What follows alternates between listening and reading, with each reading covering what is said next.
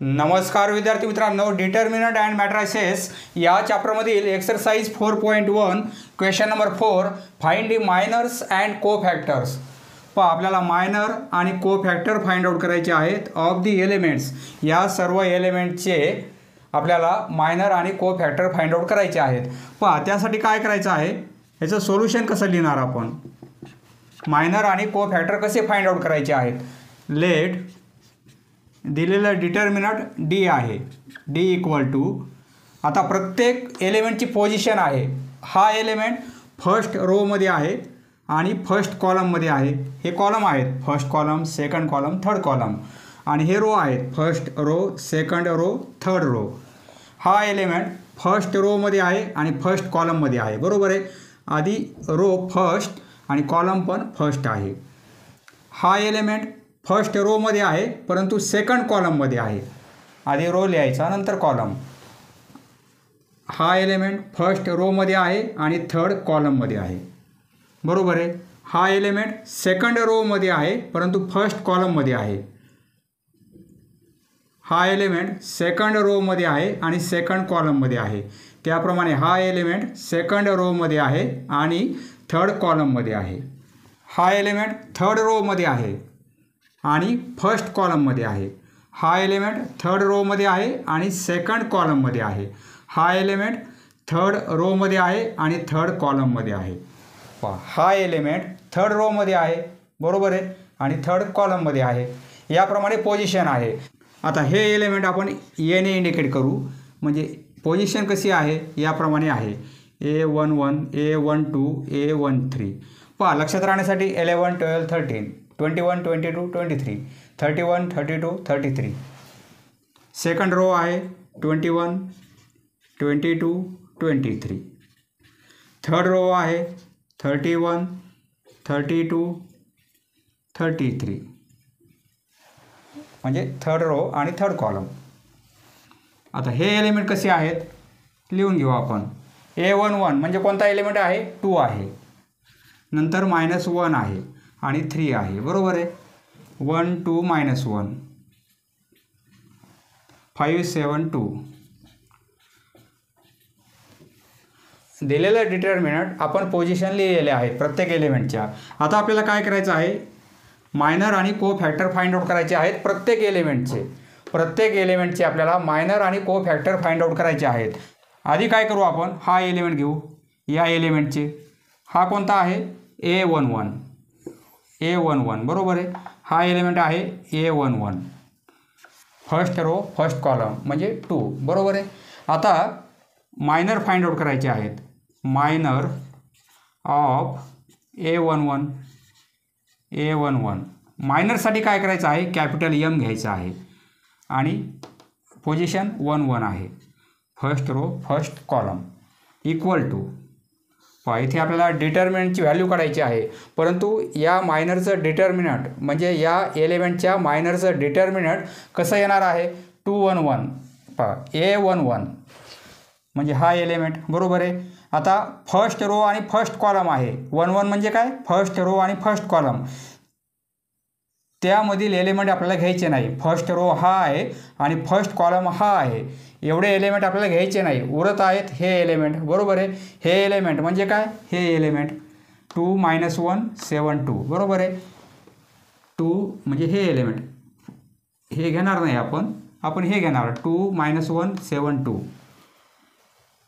2, -1 आणि 7, 2. आता याची व्हॅल्यू कशी काढतात आपल्याला माहिती आहे, क्रॉस मल्टिप्लिकेशन. 2 × 2 4 होतील, बरोबर आहे. नंतर आपण काय करतो, मायनस करतो, हा मल्टिप्लिकेशन. 7 × -1 म्हणजे -7 होतील. मायनस मायनस प्लस होईल, 4 + 7 म्हणजे 11. मायनरची व्हॅल्यू काय मिळाली आपल्याला, 11 मिळत आहे. आता आपल्याला काय फाइंड आउट करायचं आहे, कोफॅक्टर. मायनर फाइंड आउट केला, आता कोफॅक्टर. याच एलिमेंटचा कोफॅक्टर. कोफॅक्टर ऑफ A11. मायनरसाठी कॅपिटल M आणि कोफॅक्टरसाठी कॅपिटल C. पोझिशन काय आहे, 1, 1. त्याचा फॉर्म्युला कसा आहे, आपल्याला या एलिमेंटचे कोफॅक्टर काढायचे आहेत. म्हणजे काय करायचं आहे, -1 घ्यायचा आहे, प्रत्येक वेळी -1. त्याचा पॉवर काय करायचा, हा रो आणि हा कॉलम आहे त्याची ॲडिशन करायची, 1 + 1. -1चा पॉवर किती घेणार आपण, रो आणि कॉलमची ॲडिशन, आणि याला मल्टिप्लाय करणार आपण याच्या मायनरने म्हणजे M11ने मल्टिप्लाय करणार या एलिमेंटचा मायनर म्हणजे M11ने मल्टिप्लाय करणार. ती व्हॅल्यू आपण काढलेली आहे. -1चा पॉवर किती होईल, 1 + 1 2 होईल. -1चा पॉवर 2 होईल, 1 + 1 2. बरोबर आहे. M11ची व्हॅल्यू ही आहे, बरोबर आहे, 11 × 11. -1ला पॉवर कसा आहे, इव्हन आहे.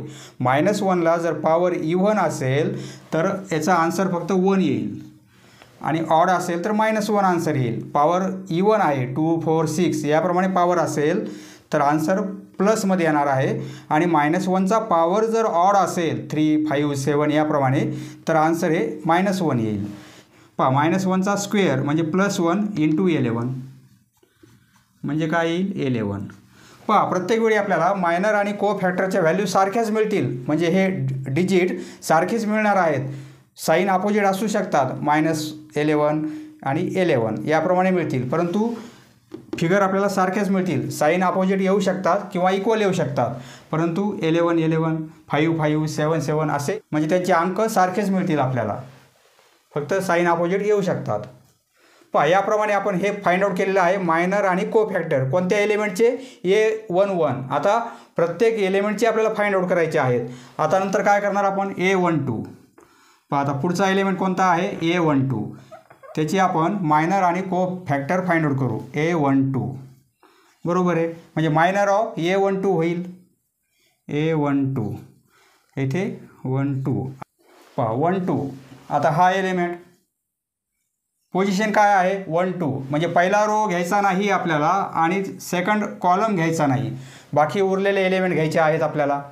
या एलिमेंटचा आपल्याला मायनर फाइंड आउट करण्यासाठी 1 2 म्हणजे पहिला रो घेणार नाही आणि सेकंड कॉलम घेणार नाही आपण, म्हणजे कोणते मिळणार आहेत, 1 -1 5 2, 1 -1 5 2. बरोबर आहे, 1 -1 5 आणि 2 इक्वल टू. आता ही व्हॅल्यू काढू आपण, 1 × 2 हा क्रॉस मल्टिप्लिकेशन 2 होईल, यातून मायनस करणार आपण हा मल्टिप्लिकेशन -5 येईल, म्हणजे काय होईल, 2 + 5 म्हणजे 7. मायनर काय मिळत आहे, 7. आता आपल्याला को फॅक्टर मी इरेज केलेला आहे. A11चे मायनर आणि को फॅक्टर आपण इरेज केलेला आहे, तुम्ही इरेज करू नका, कंटिन्यू लिहित राहा. आपल्याला स्पेस कमी असल्यामुळे आपण एका एलिमेंटचे आपण मायनर आणि को फॅक्टर काढत आहोत. येथे 1 2 को फॅक्टर असल्यामुळे C12. बरोबर आहे.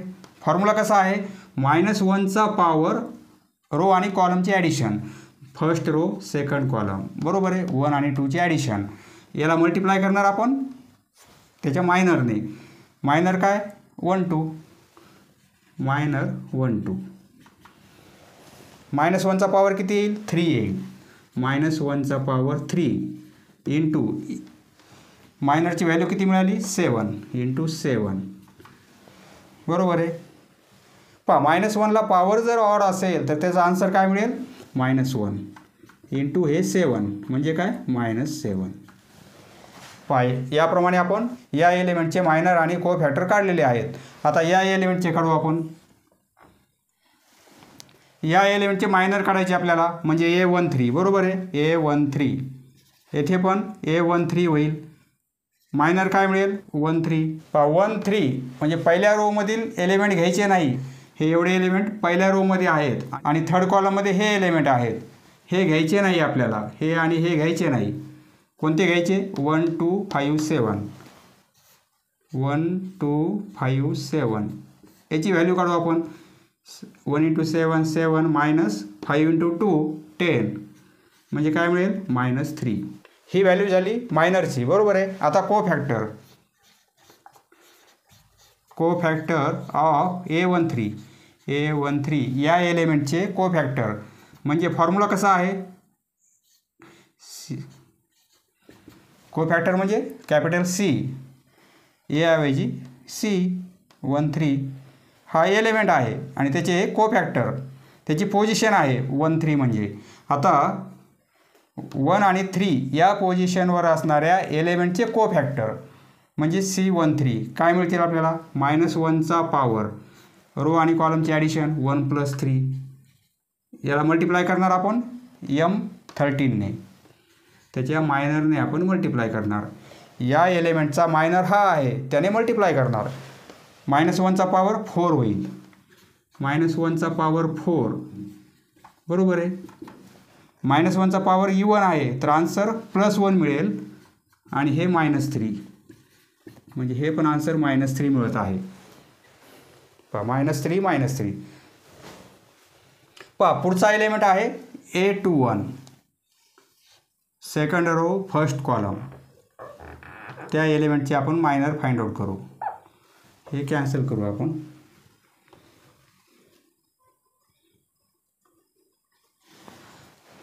पहा second row first column A21 minor of येथे पण सेकंड रो फर्स्ट कॉलम आता डिटर्मिनंट वेगळं मिळणार आहे हे इरेज करू आपण पहा सेकंड रोमधील एलिमेंट आपल्याला घ्यायचे नाही म्हणजे हे एलिमेंट आपण घेणार नाही आणि फर्स्ट कॉलम आहे हे एलिमेंट घेणार नाही हा एलिमेंट ज्या रोमध्ये आहे आणि ज्या कॉलममध्ये आहे ते एलिमेंट आपल्याला घ्यायचे नाही उरलेले एलिमेंट कोणते आहेत हे घेणार नाही आणि हे पण घेणार नाही म्हणजे -1 3 7 2 -1 3 7 2 याची व्हॅल्यू काढू आपण -2 यातून मायनस करणार हा मल्टिप्लिकेशन 21 म्हणजे -23 बरोबर आहे कोफॅक्टर ऑफ A21 म्हणजे C21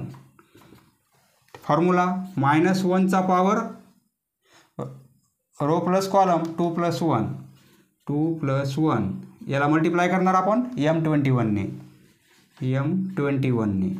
त्याची व्हॅल्यू काढलेली आहे -23 -1चा पॉवर 3 होईल -1 त्याचा पॉवर 3 इंटू -23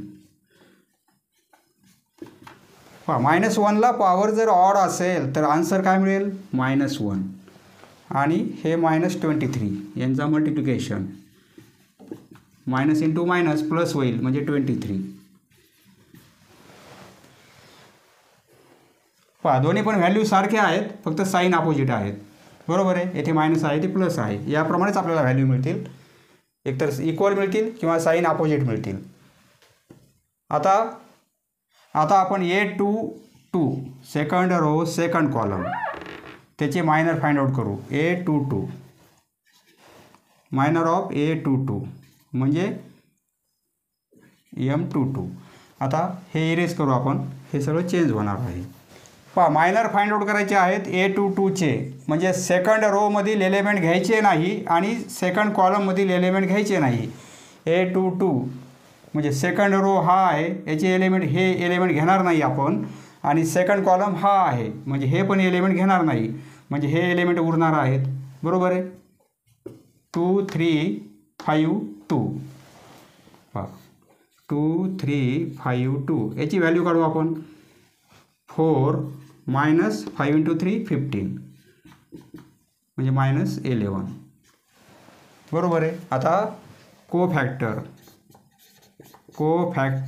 ऑफ A22 म्हणजे काय C22 कोफॅक्टरसाठी फॉर्म्युला -1चा power row plus column 2 + 2 into minor 2 2 येथे 2 2 आहे तर येथे 2 2 येईल बरोबर आहे येथे 2 2 येथे 2 2 पहा C22 ची व्हॅल्यू काढण्यासाठी M22 ची व्हॅल्यूने मल्टिप्लाय करणार -1चा पॉवर 4 इंटू पहा मायनरची व्हॅल्यू -11 -1ला पॉवर E1 आहे E1 असेल तर व्हॅल्यू +1 आणि ऑड असेल तर -1 E1 असल्यामुळे याची व्हॅल्यू +1 इंटू -11 हे पण आन्सर -11 मिळणार आहे आता एलिमेंट घेऊ आपण A23, मायनर ऑफ A23 म्हणजे M23 बरोबर आहे. सेकंड रो थर्ड कॉलम पहा, सेकंड रो आणि थर्ड कॉलम हा म्हणजे हे एलिमेंट घेणार नाही आणि हे एलिमेंट घेणार नाही आपण, म्हणजे हे एलिमेंट राहणार आहेत बरोबर आहे. 2 - 1 5 7, 2 - 1 5 आणि 7 याची व्हॅल्यू काढू. 14 मायनस करणार आपण हा मल्टिप्लिकेशन -5 म्हणजे हे प्लस होतील. 14 + 5 म्हणजे 19. मायनर नंतर कोफॅक्टर ऑफ A23 म्हणजे C23. फॉर्म्युला आहे -1चा पॉवर रो प्लस कॉलम 2 + 3. याला मल्टिप्लाय करणार आपण M23 ने. -1चा पॉवर 5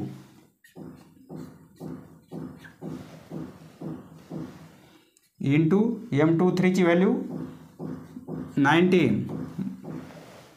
-1ला ऑड पॉवर असेल तर आन्सर -1 इंटू 19 म्हणजे हे -19 पहा, 19 आणि -19. आता एलिमेंट घेऊ आपण A31 मायनर ऑफ A31 म्हणजे M31. ही व्हॅल्यू वेगळी मिळणार आहे, ही कॅन्सल करू आपण. Third row first column, third row हा आहे बरोबर आहे आणि फर्स्ट कॉलम हा आहे. हे एलिमेंट घ्यायचे नाही आपल्याला आणि हे पण घ्यायचे नाही म्हणजे एवढे उरत आहेत -1 3 2 आणि -1. तो एलिमेंट ज्या रोमध्ये आहे आणि ज्या कॉलममध्ये आहे त्या रोमधील आणि त्या कॉलममधील एलिमेंट सोडून जेवढे उरतात ते आपण घेत आहोत. हा एलिमेंट या रोमध्ये आहे त्यामुळे आपण हे तीनही एलिमेंट घेणार नाही आणि या कॉलममध्ये आहे त्यामुळे हे तीनही एलिमेंट आपण घेणार नाही म्हणजे उरत आहेत हे 4 एलिमेंट -1 3 2 -1, -1 3 2 -1. ही व्हॅल्यू काढू आपण. क्रॉस मल्टिप्लिकेशन -1 इंटू -1 +1 आणि मायनस करणार आपण हा मल्टिप्लिकेशन 6 म्हणजे -5. आता कोफॅक्टर ऑफ A31 त्या एलिमेंटचे. A31 म्हणजे 5 एलिमेंट आहे, त्याची व्हॅल्यू 5 आहे. या 5 एलिमेंटचं लोकेशन हे आहे थर्ड रो आणि फर्स्ट कॉलम. आता C31 कोफॅक्टर म्हणजे C. फॉर्म्युला आहे -1चा power row plus column 3 + 1 into M31. त्याच्या मायनरने आपण मल्टिप्लाय करणार. -1चा पॉवर 4 होईल. -1चा पॉवर 4 इंटू मायनरची व्हॅल्यू -5, -5ने मल्टिप्लाय करणार. -1ला पॉवर इवन आहे म्हणजे आन्सर +1 मिळेल आणि इंटू -5. आता एलिमेंट घेऊ A32 म्हणजे 7 एलिमेंट आहे बरोबर आहे. आता म्हणजे थर्ड रो आणि सेकंड कॉलम, थर्ड रो हा आहे, सेकंड कॉलम हा आहे. हे एलिमेंट घ्यायचे नाही आपल्याला, हे तीनही घ्यायचे नाही आणि हे 3 घ्यायचे नाही म्हणजे कोणते उरतील 2 हे 3 1 आणि -1 हे 4 एलिमेंट आपण घेणार आहोत. 2 3 1 आणि -1 याची व्हॅल्यू काढू आपण. -2 -3 म्हणजे -5. आता कोफॅक्टर ऑफ A32 कोफॅक्टरसाठी capital C, third row second column. Formula -1चा power row plus column 3 + 2 M32 ने म्हणजे -1चा पॉवर 5 होईल इंटू M32ची व्हॅल्यू -5 याने मल्टिप्लाय करणार. -1ला पॉवर ऑड असेल तर आन्सर मायनसमध्ये येणार आहे आणि हे -5 -+ होतील. आता लास्टचा element A33 third row third column हा एलिमेंट बरोबर आहे. म्हणजे थर्ड रो घेणार नाही आपण आणि थर्ड कॉलम पण घेणार नाही. हे पण एलिमेंट घ्यायचे नाहीत, हे नाही घेणार आणि हे पण नाही घेणार. म्हणजे हे 4 उरत आहेत. हा एक, हा एक, हा आणि हा. बरोबर आहे. 2 - 1 1 2. पहा इथे 3 3 लिहिणार आपण. येथे पण 3 3 होईल, येथे पण 3 3 होईल. हे चेंज करू आपण. थर्ड रो थर्ड कॉलम म्हणजे 2 - 1 1 2. 2 - 1 1 2. ही व्हॅल्यू काढू. इक्वल टू 4 मायनस करणार 1 × 1 -1 म्हणजे हे +5 आन्सर मिळेल. बरोबर आहे. 4 + 1 5. आता कोफॅक्टर ऑफ A33 म्हणजे काय C33. पहा मायनरसाठी कॅपिटल M आणि कोफॅक्टरसाठी कॅपिटल C. लोकेशन तेच राहणार आहे. फॉर्म्युला -1चा कोफॅक्टरसाठी फॉर्म्युला आहे. -1चा पॉवर घ्यायचा रो आणि कॉलम यांची ॲडिशन आणि त्याला मल्टिप्लाय करणार त्याच्या मायनरने म्हणजे M33. -1चा पॉवर 6 होईल. -1चा पॉवर 6 आणि इंटू M33ची व्हॅल्यू 5 × 5. -1ला पॉवर जर इव्हन असेल तर आन्सर +1 × 5. हे पण आन्सर 5 मिळेल. 5 आहे इथे. पहा याप्रमाणे आपल्याला मायनर आणि कोफॅक्टर फाइंड आउट करायचे आहेत.